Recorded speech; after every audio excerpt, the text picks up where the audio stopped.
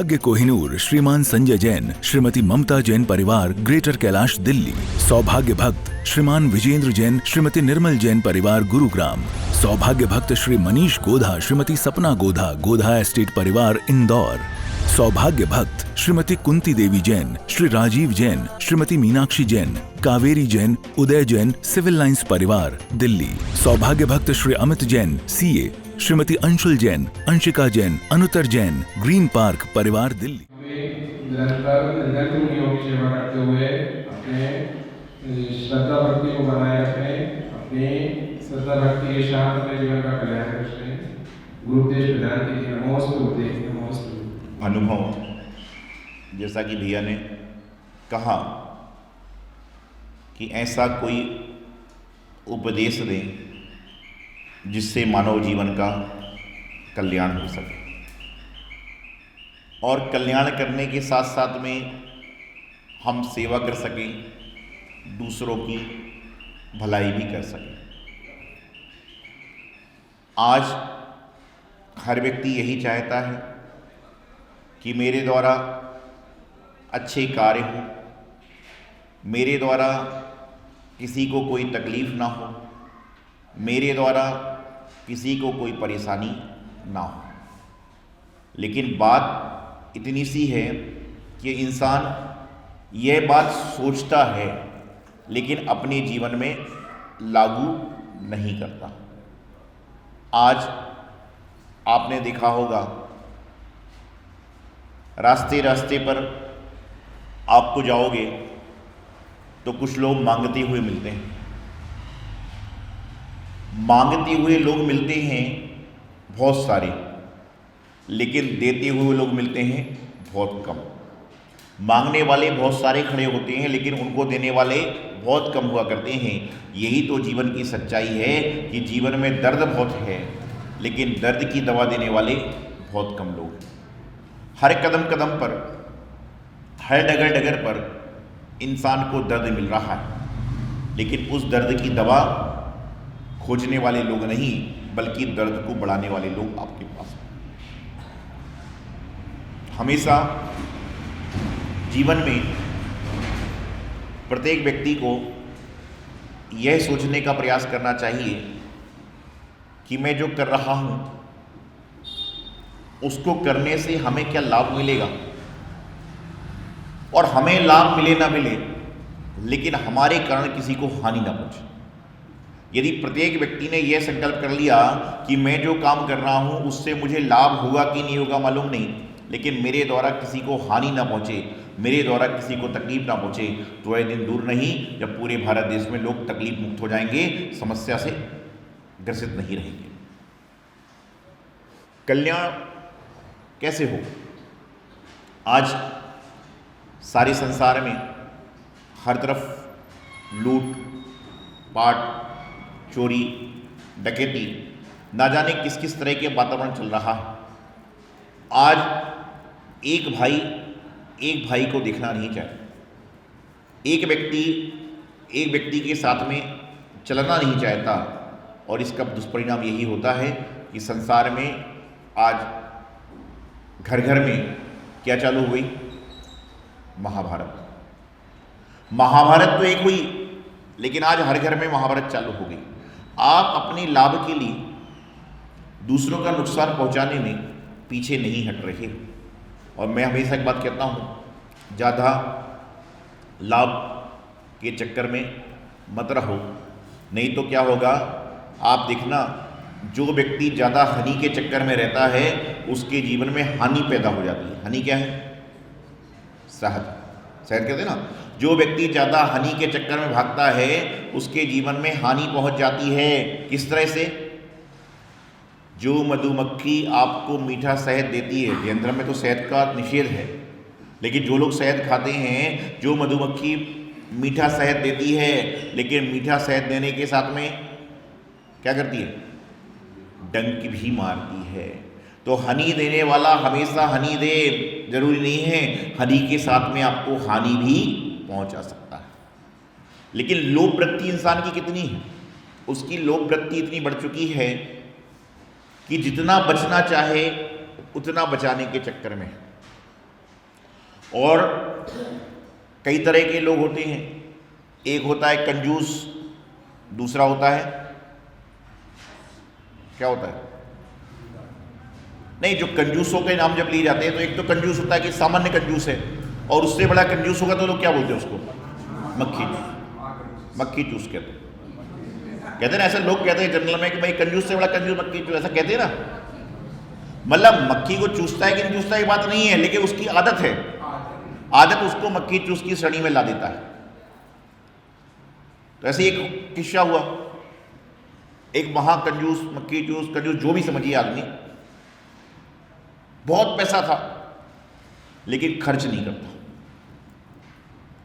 सत्कार में नहीं लगाता, लोभ वृत्ति उसके जीवन में बहुत थी, इतनी ज्यादा लोभ वृत्ति थी कि वह अपने जीवन में कुछ भी कर सकता लेकिन पैसा नहीं छोड़ता। और कई लोग ऐसे होते हैं, कहते चमड़ी जाए पर दमड़ी ना जाए, ये आप सब सुनते हो, आप लोग बताते हो, नहीं तो आप बोलोगे महाराज जी आपकी बातें कैसे मालूम, आपसे बताते। उसके पिताजी का स्वर्गवास हो गया, 1 साल बाद बरसी कहना चाहिए या जो भी आपकी व्यवस्थाएं होती हैं, उसको उन्होंने करने का प्रयास किया। तो पंडित जी के पास हो गया, पंडित जी मेरे पिताजी की बरसी है, कुछ ना कुछ कराना है, सस्ते में क्या हो सकता है। पंडित ने सोचा ये तो व्यक्ति ऐसा है कि मैं जाऊं और मेरे जेब से ही पैसे निकलवा ले, लेकिन देने वाला नहीं है। तो बोले तुम कुछ करो ना करो, बाकी सब कुछ चल जाएगा, फोटो घर पे होगी, माला पहना दो और माला के सामने श्रीफल लाके फोड़ दो, नारियल फोड़ दो और जाके लोगों को बांट दो, तेरी बरसी हो गई। उसको लगा कि हो सकता है कि ये बोले नहीं पिताजी की बरसी मैं तो अच्छे से करूंगा। तो उसने बोला पंडित जी नारियल कितने का आएगा, उसने और कुछ नहीं पूछा, बोले पंडित जी नारियल कितने का आएगा, बोले 11 रुपए तक का नारियल आ सकता है। बोले पंडित जी सस्ता नहीं मिल सकता है क्या।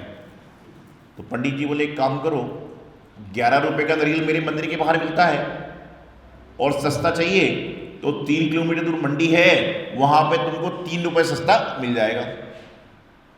उसने सोचा यार 3 किलोमीटर चलना हो जाएगा, जॉगिंग भी हो जाएगी, वजन भी कम हो जाएगा और 3 रुपए बच भी जाएंगे। मंडी पहुंचा, मंडी में पूछा नारियल कितने का दिया, बोले 8 रुपए का। बोले कुछ जुगाड़ नहीं 5 में मिल जाए, बोले है ना 4 में मिल सकता है। बोले कैसे, बोले अभी 2 किलोमीटर दूर एक खेत है, उसके बाहर एक नारियल का पेड़ लगा है अंदर और वो नारियल वाला नारियल बेचता है, तुम चले जाओ। वह पहुंचा, बोले नारियल कितने का है, बोले 4 रुपए का। बोले ऐसा कुछ जुगाड़ नहीं कि 2 रुपए में मिल जाए, बोले है ना, बोले क्या, बोले मैं तो किसी से नारियल खरीदता हूं, तुम सीधे किसान के पास पहुंच जाओ और किसान से ले लो। वो किसान के पास पहुंचा, बोले नारियल कितने में दोगे, बोले 1 रुपए में दूंगा। उसने सोचा एक भी बच जाए तो ऐसा क्या काम करूं। बोले किसान जी कोई ऐसा जुगाड़ नहीं है कि मुझे 1 रुपए में नारियल मिल जाए, बोले है ना, बोले जुगाड़ है ना 1 रुपए के में, बोले मुझे फ्री में मिल जाए, बोले है जुगाड़, फ्री में मिलने का जुगाड़ है। बोले क्या जुगाड़ है, बोले ऐसा करो मेरे खेत पे नारियल के पेड़ लगे, मैंने बहुत सारे कर्मचारी नारियल तोड़ने लगाए हुए, तुम चढ़ जाओ, एक नारियल तुम अपने लिए तोड़ देना और 2-4 नारियल मेरे लिए तोड़ डाला, तुम्हारा फ्री। नारियल के पेड़ वाले को भी पता था कितना कंजूस आदमी है, उसको बात जब नहीं, बोले जब मैं अपने तोड़ने के लिए चढ़ूंगा तो दूसरे के लिए भी तोड़ लेता हूं। नारियल का पेड़ कितना बड़ा होता है, काफी बड़ा होता है। अब वो लालच की वसीभूत होकर चढ़ गया। चढ़ने के बाद उसके मन में आया देखो मेरे पिता ने मुझे जन्म दिया, मैंने उनके ऊपर कभी कुछ खर्च नहीं किया, लेकिन इन बरसी पर मैं सबसे बड़ा नारियल चढ़ाऊंगा। पिताजी के प्रति भक्ति हो गई नारियल देख के फ्री के। तो जो बड़ा नारियल था वो थोड़ी पहुंच से दूर था, तो उसने क्या किया, टहनी के सहारे लेते लेते पहुंचा, तो जैसे ही बड़ा नारियल दिखा उसको आगे और बड़ा नारियल दिखा। बोले पिताजी हैं, पिताजी तो जन्म देते हैं, इनके लिए बड़ा नारियल चढ़ाना चाहिए। तो उसने और बड़े नारियल की तरफ लगाया, तो हुआ ये कि जैसे ही उसने नारियल को पकड़ा उसके पैर का बैलेंस बिगड़ गया और उसके हाथ नारियल पे और पैर लटक गए। अब वो चिल्लाए मुझे बचाओ बचाओ, क्या करूं। इतने में वहां से एक हाथी निकल रहा था, हाथी की ओर महावत को देखकर उसने कहा कि मुझे बचाओ। तो महावत बोला तुझे बचाऊंगा तो मुझे क्या दोगे। बोले जी 500 रुपये दूंगा। तो वो सोचा यार 500 तो बहुत होते हैं। तो उसने क्या किया, ठीक है रुको, मैं तुमको पकड़ता हूं और तुमको पकड़ के नीचे उतरता हूं, 500 रुपये दे। बोले पक्का 500 दूंगा। उसने महावत ने हाथी के ऊपर खड़ा हुआ, उसके पैर पकड़े कि इसको नीचे उतरता हूं। इतने में हाथी को क्या सूझी, हाथी आगे निकल गया। हाथी आगे निकल गया तो महावत कहता है पकड़े रहना, और तू पकड़े रहेगा, मैं बच गया तो मुझे तुझे 700 रुपये दूंगा। किसको कह रहा है। अब महावत अपनी जान बचाने के लिए उल्टा 700 रुपये देने तैयार हो गया। इतने में वहां से ऊंट निकला तो ऊंट पर भी एक आदमी सवार था। उसने देखा माजरा क्या बात है, तो उसने चिल्लाया नरियल वाले ने मैं तुझे 500 दूंगा।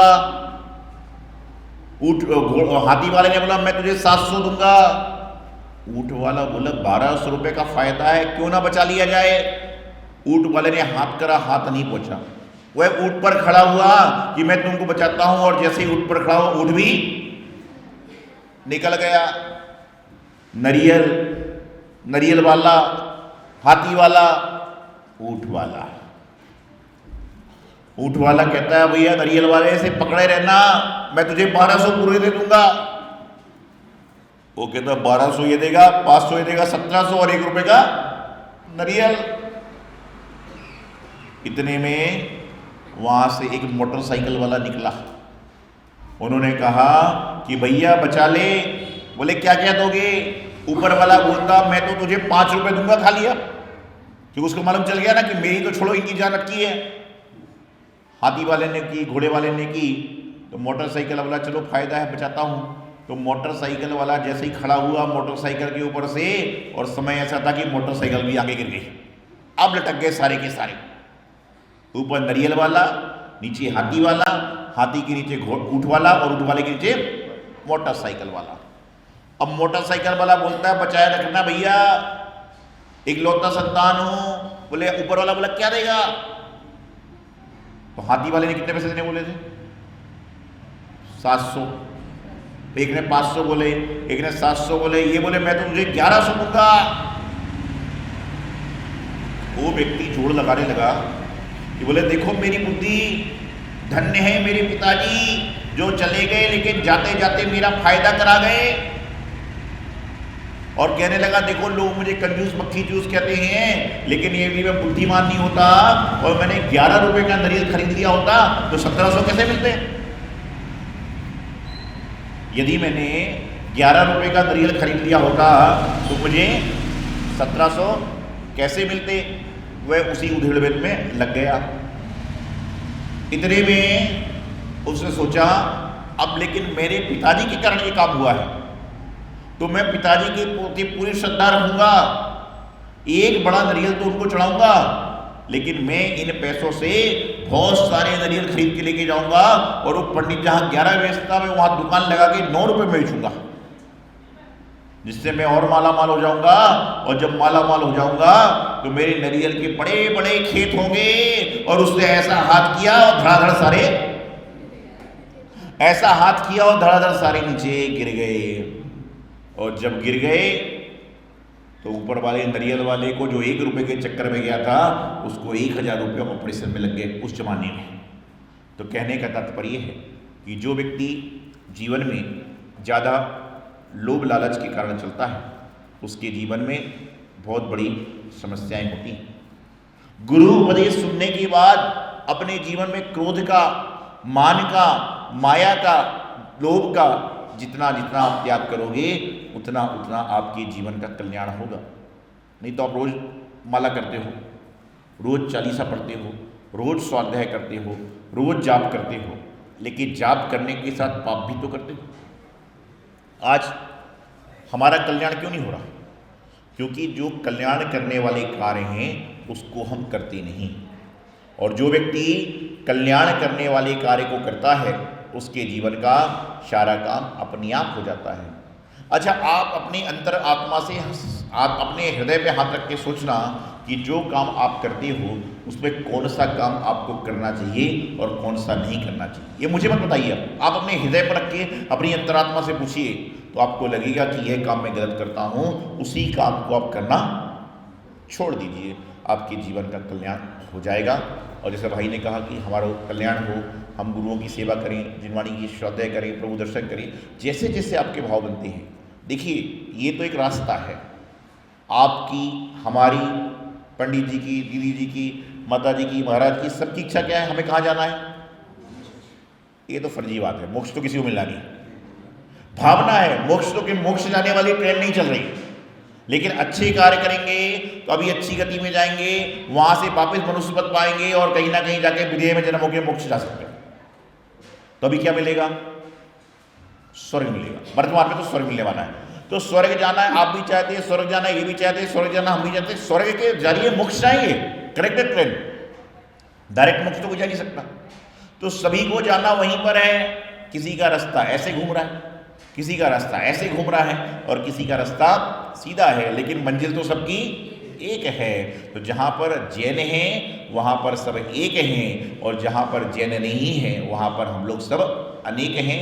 तो जैन धर्म को आगे बढ़ाइए और अपनी आत्मा का कल्याण करें, यही मंगल भावना। आचार्य गुरु सिद्धांत सागर जी महाराज। सौभाग्य कोहिनूर श्रीमान संजय जैन, श्रीमती ममता जैन परिवार, ग्रेटर कैलाश दिल्ली। सौभाग्य भक्त श्रीमान विजेंद्र जैन, श्रीमती निर्मल जैन परिवार, गुरुग्राम। सौभाग्य भक्त श्री मनीष गोधा, श्रीमती सपना गोधा, गोधा एस्टेट परिवार, इंदौर। सौभाग्य भक्त श्रीमती कुंती देवी जैन, श्री राजीव जैन, श्रीमती मीनाक्षी जैन, कावेरी जैन, उदय जैन, सिविल लाइंस परिवार, दिल्ली। सौभाग्य भक्त Shri Amit Jain, CA, Shrimati Anshul Jain, Anshika Jain, Anuttar Jain, green park परिवार, दिल्ली।